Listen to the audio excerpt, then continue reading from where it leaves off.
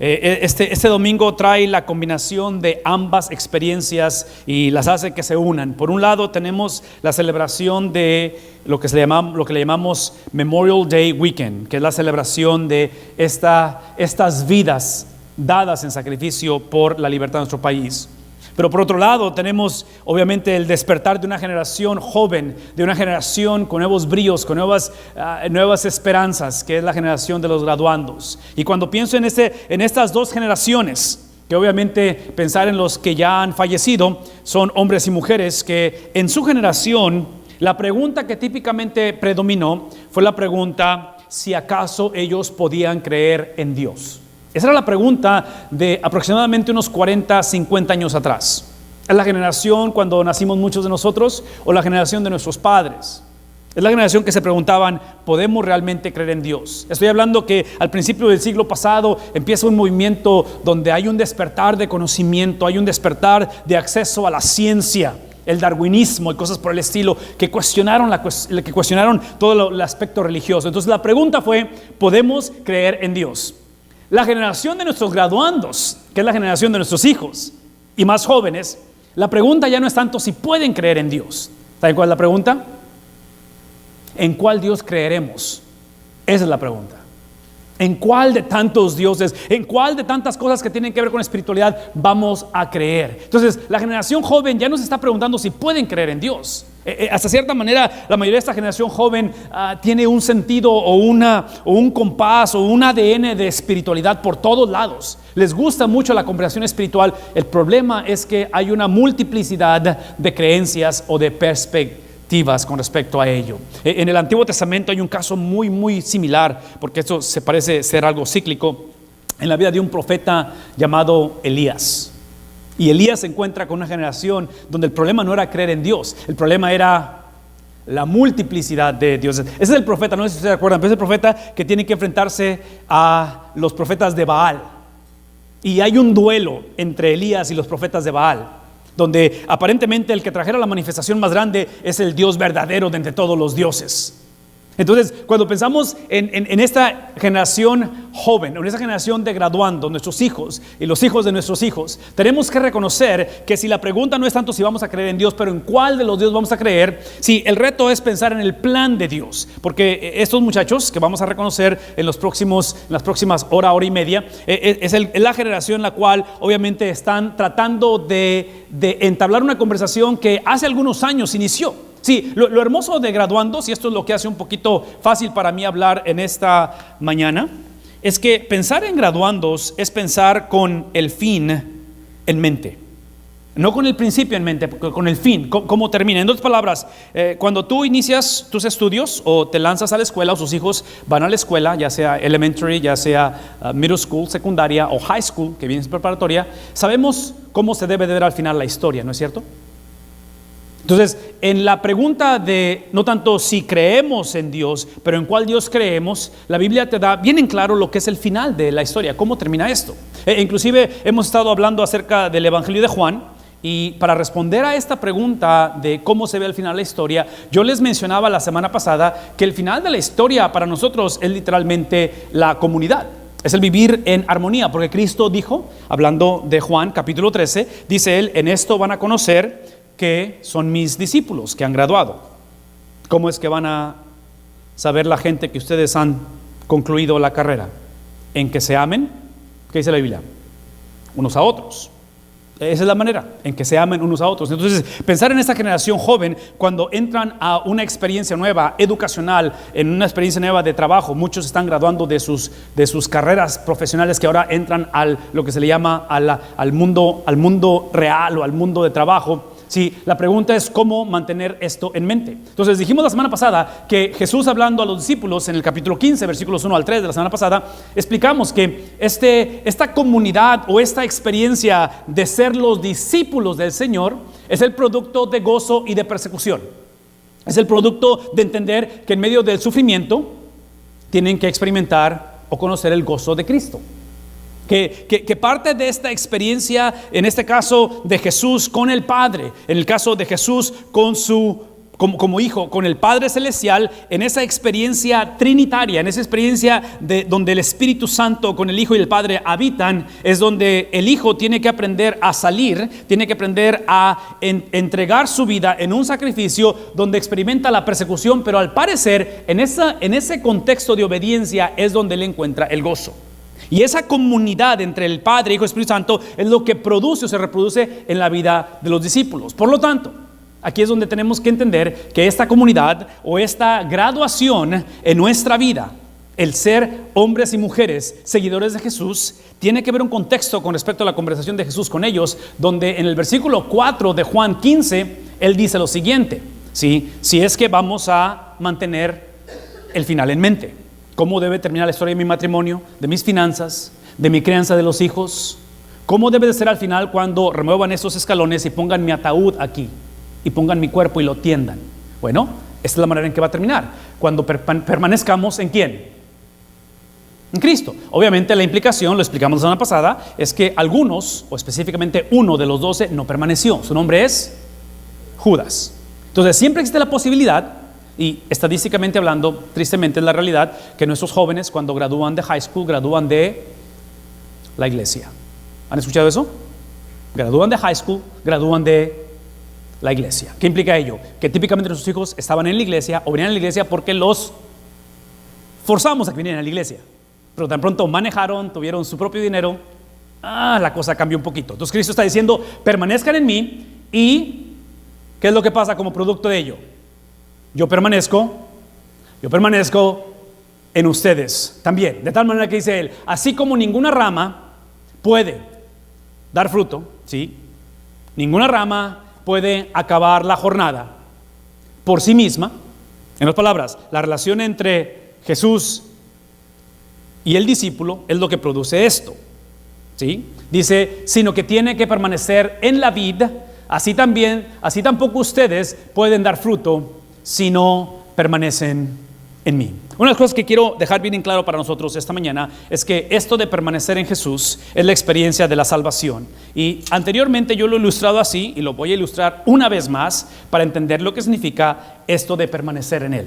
Esto de permanecer en Él no es el hecho de simplemente desertar, no es el hecho de simplemente rendirnos, o no es el hecho de simplemente, como dije al principio, no tanto de que creamos en Dios, pero ahora es en cuál Dios vamos a creer.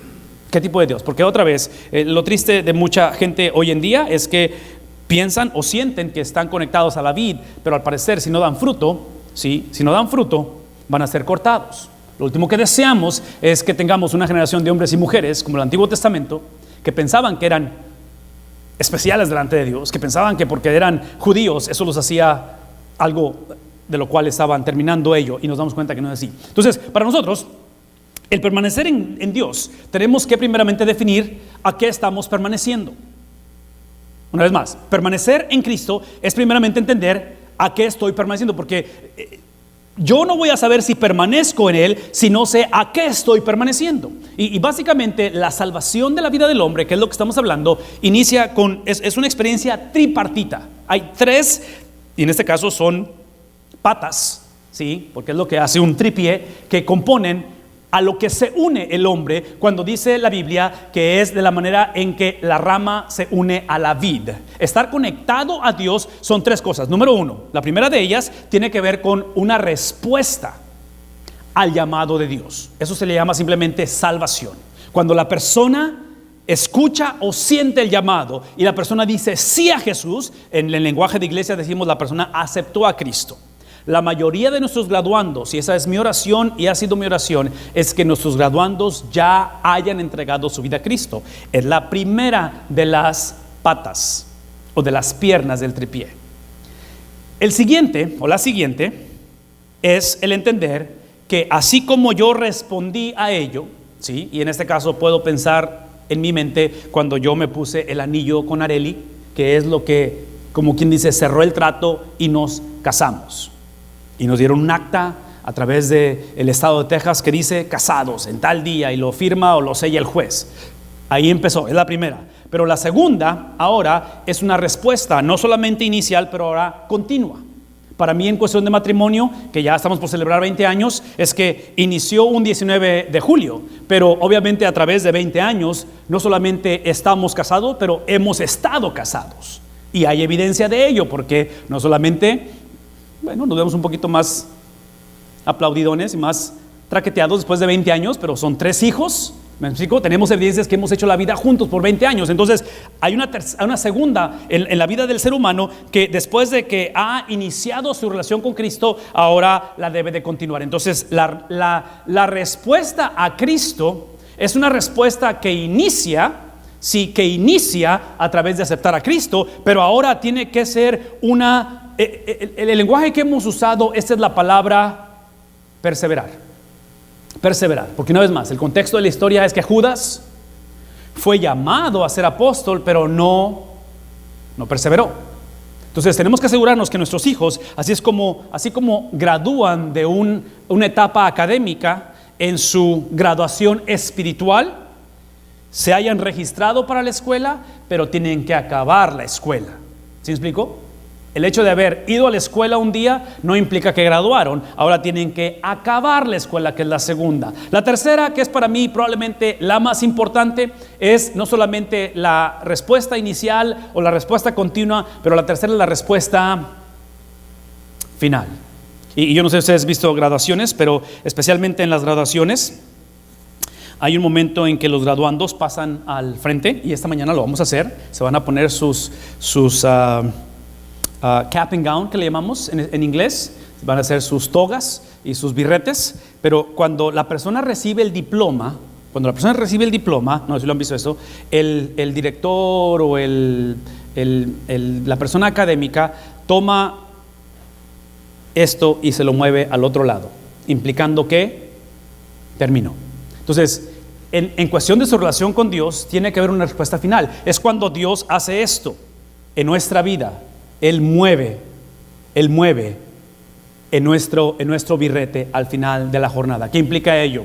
Y ese es el lenguaje que hemos usado, que si la segunda pata o la segunda parte de la experiencia después de haber aceptado a Cristo es ahora permanecer en Cristo, la última es que Dios nos preserve, que Dios nos lleve. El ejemplo perfecto que yo veo en la historia aquí, que va a suceder más adelante, es que una vez más Judas y Pedro fueron llamados.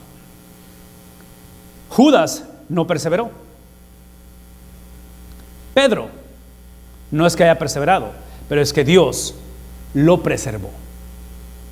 ¿Sí me explico? O sea, Pedro tuvo la habilidad de hacer un retorno en su vida, confesar su pecado. Su pecado fue el haber negado a Jesús, y eventualmente regresa a Cristo. Y regresa a Cristo de tal manera que en el capítulo 2 de Hechos encontramos el primer sermón después del Pentecostés, y 3,000 personas se convierten, predicadas por el mismo hombre que había dado, hasta cierta manera, había dado evidencias de que no iba a perseverar. Pero sin embargo, por la misericordia de Dios, la palabra final la tiene ¿quién? Dios tiene la palabra final. Y Dios preserva a Pedro. De tal manera que si vamos a entender esta cuestión de permanecer en Él, tenemos que entender a qué permanecemos, porque si no sabemos a quién estamos conectados o quién es la vid, va a ser un problema, porque no vamos a ver cuándo nos desconectemos, si es que nos desconectamos de ella. En otras palabras, si no sabemos cómo termina la historia o el producto final, va a ser difícil atinarle y darle al blanco. Si Jesús lo que está haciendo es que toda persona que ha entendido su papel o entiende la conexión a ello, es la persona que ahora Jesús establece bien claro, y dice él: yo soy, léalo conmigo, yo soy ¿qué cosa?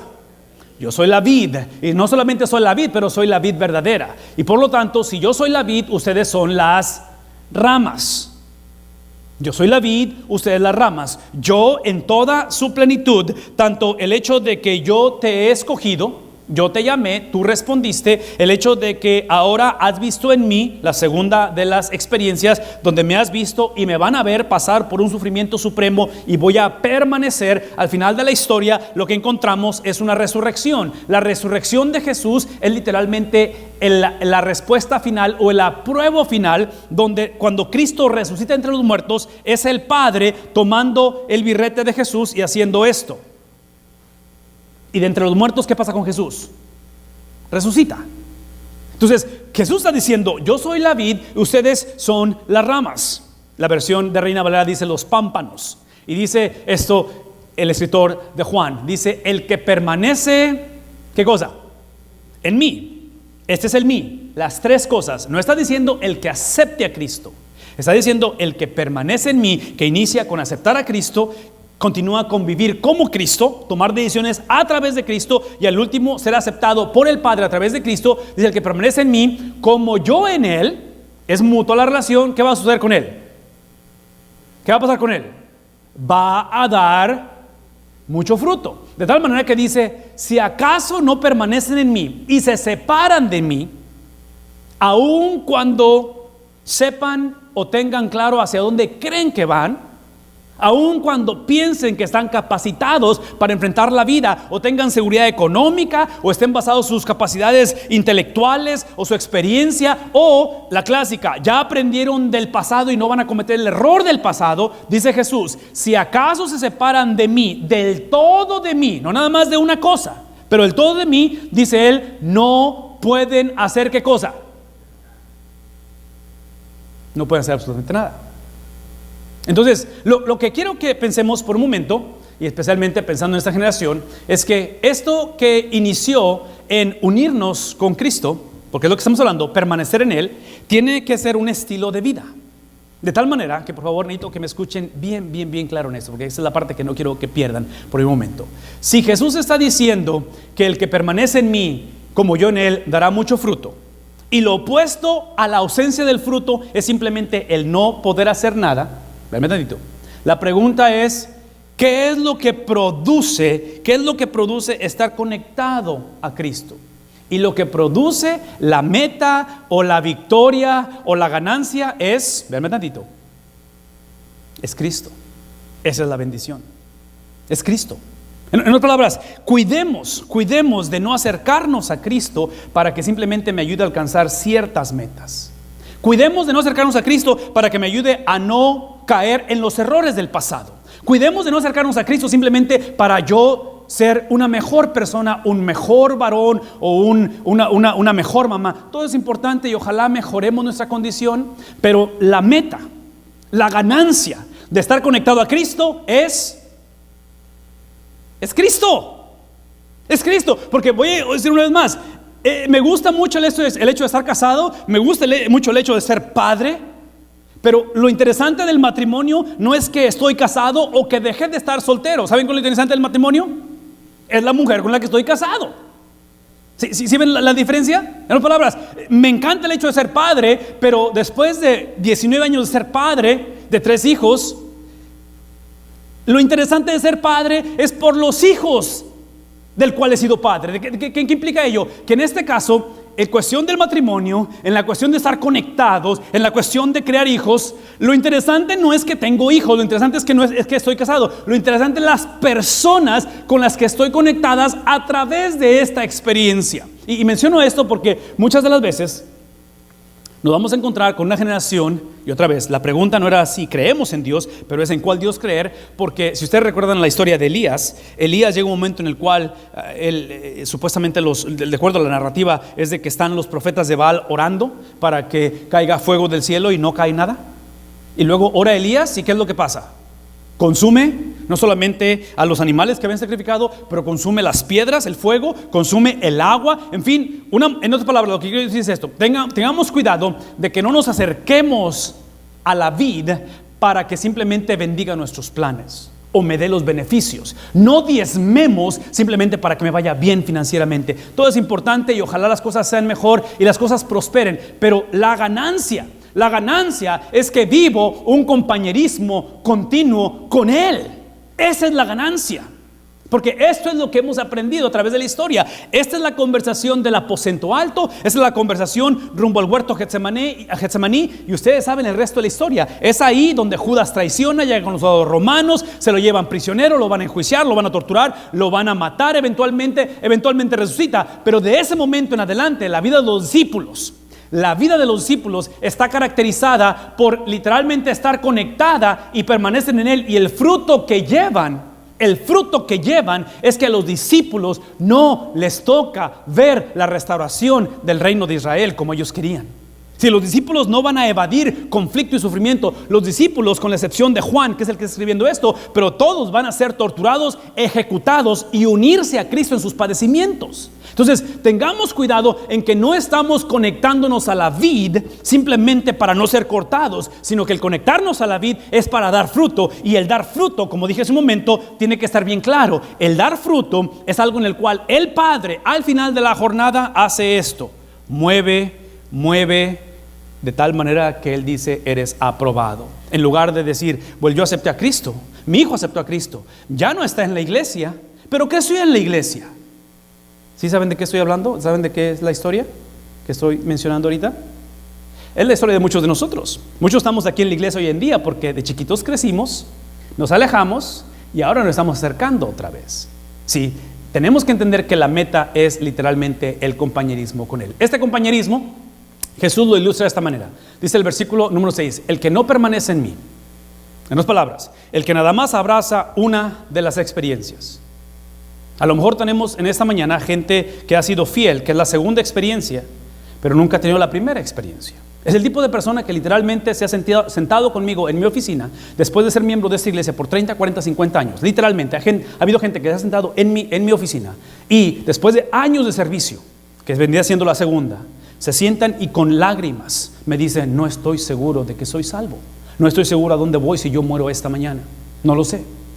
¿Por qué? Porque al parecer han sido fieles, pero nunca tomaron ese paso de entregar su vida a Cristo. En fin, dice Jesús: el que no permanece en mí, el que se aleja de esta experiencia, que no la podemos separar, es una sola. Dice, esa persona es desechada. ¿Y qué le pasa? Se seca. De tal manera que las ramas, como las ramas que se recogen, se arrojan ¿a dónde?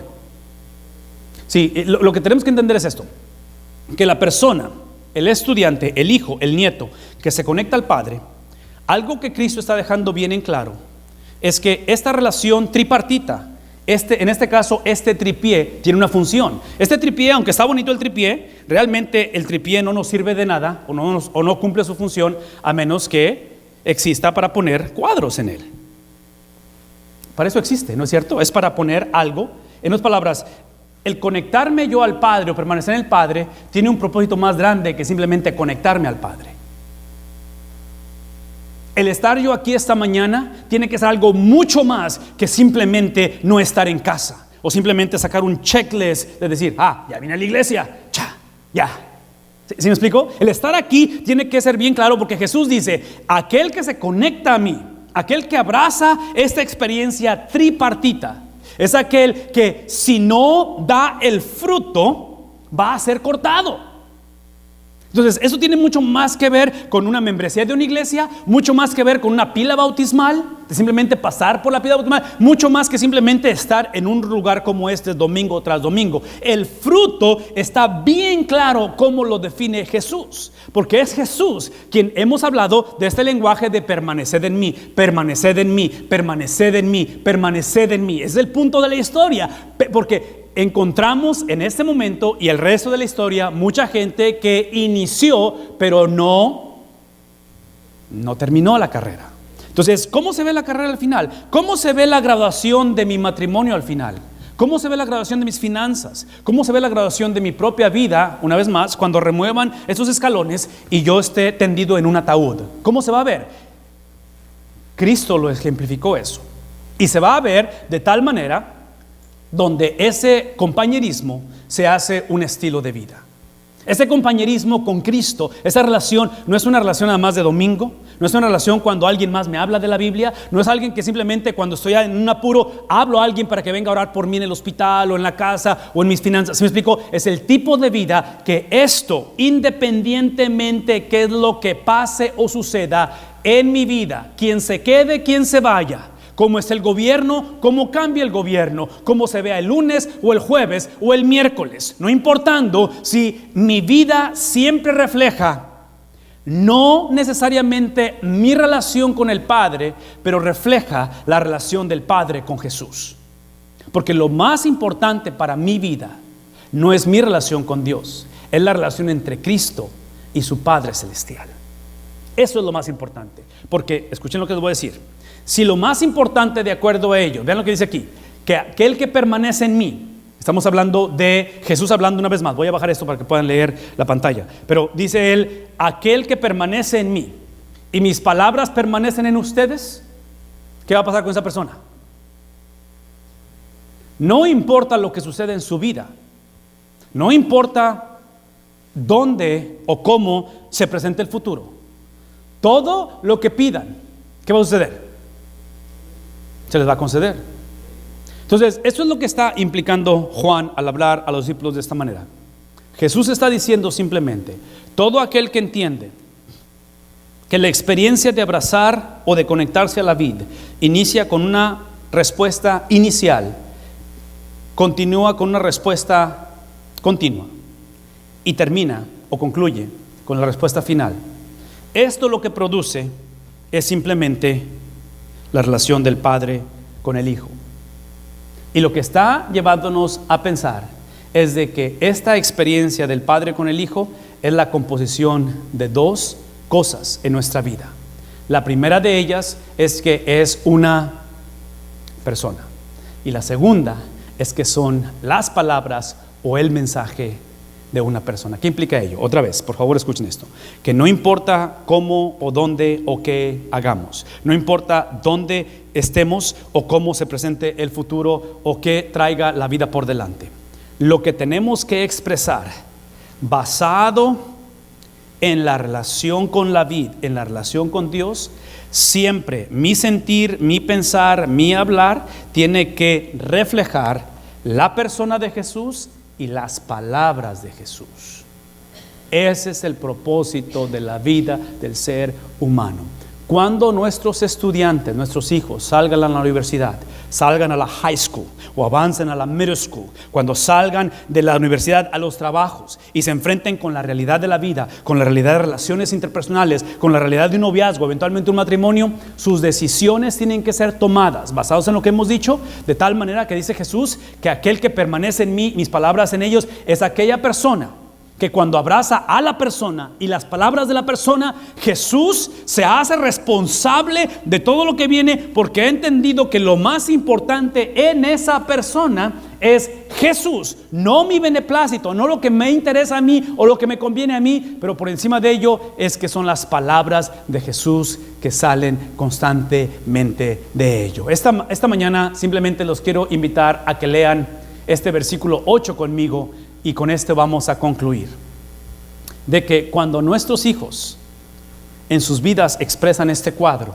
claro y sencillo, que es la relación del Padre con el Hijo, es ahí, no que la situación cambia, no está diciendo que las cosas salen mejor o que ahora simplemente nuestro matrimonio o finanzas prosperan. Lo que sucede cuando la ganancia es la expresión de la relación entre el Padre y el Hijo, Dios va a ser glorificado. Cuando Dios es glorificado, y eso se los dije hace un momento, es la experiencia de Cristo, estar sepultado ¿por cuántos días? 3 días. Pero la vida de Cristo en la tierra fue aprobada por el Padre, porque siempre estuvo conectado a la vid, que en el tercer día, en el tiempo de Dios, el Padre hace esto al Hijo y lo gradúa.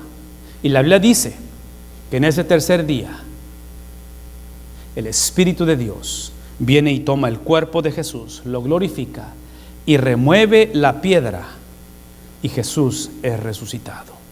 Eso es la glorificación del Padre.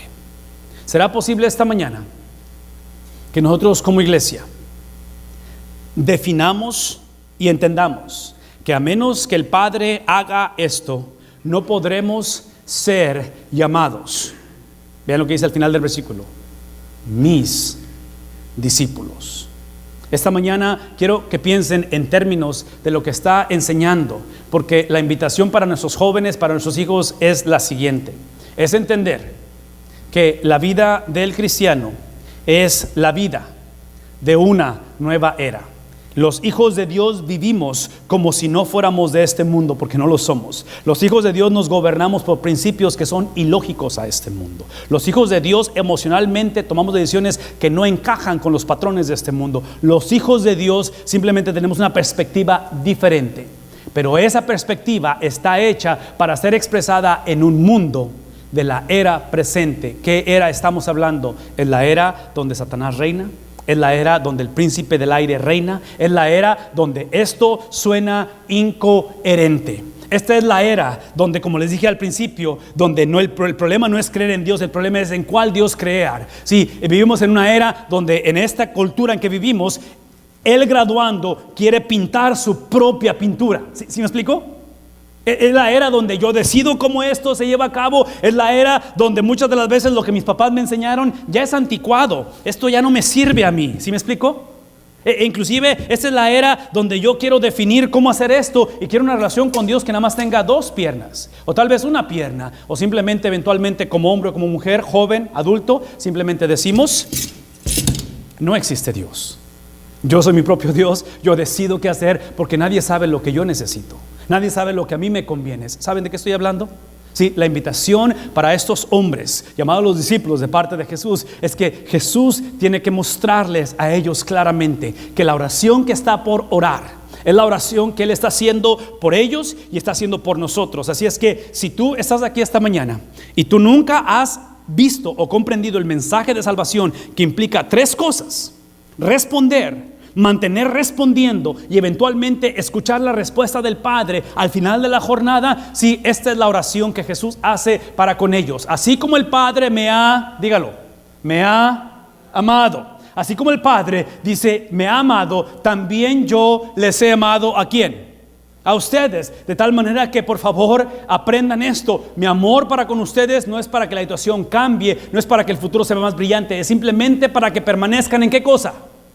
Permanezcan en mi amor, porque esto es la historia. Así como el Padre me ama, eso es lo que yo quiero que ustedes hagan. Que me amen, que permanezcan en mi amor. De tal manera que dice Jesús: si obedecen mis mandamientos, ¿sí? Si obedecen mis mandamientos, y eso es lo que les hace permanecer en mi amor, dice: así como yo he obedecido los mandamientos de mi Padre. Esta mañana la oración por nuestros graduandos es simplemente que ellos obedezcan ¿qué cosa? Obedezcan ¿qué cosa? Entonces, si esta mañana tú estás aquí y tú sabes que tu hijo, que mi hija, que tu nieto, o tal vez en este caso tú como individuo, no estamos obedeciendo los mandamientos, mi oración es que no pidamos la bendición de Dios, es que pidamos que nos traiga convicción de arrepentimiento. Que el Señor nos permita esta mañana literalmente rendirnos a Él y decir: perdónanos, perdónanos, porque sí, vean lo que sucede, porque hemos cambiado tu amor. El amor de Dios, el amor del Padre con el Hijo, lo hemos cambiado por un narcisismo. Lo hemos cambiado por una cuestión donde simplemente yo busco y yo veo y yo hago lo que me beneficia. ¿A quién? A mí. Porque primero soy yo y después soy yo, y el último ¿quién soy? Al último soy yo. En otras palabras, Dios existe para beneficiarme a mí. Dios existe para cuidarme a mí. Dios existe para que se haga lo que yo quiera. De tal manera que dice Él, dice: así como yo obedecí los mandamientos de mi Padre y permanezco en ¿qué cosa? Permanezco en su amor. De tal manera que esta mañana dice así: les he dicho esto para que tengan ¿qué cosa? Tengan mi gozo, tengan mi alegría, y literalmente este gozo sea completo o terminado en ustedes.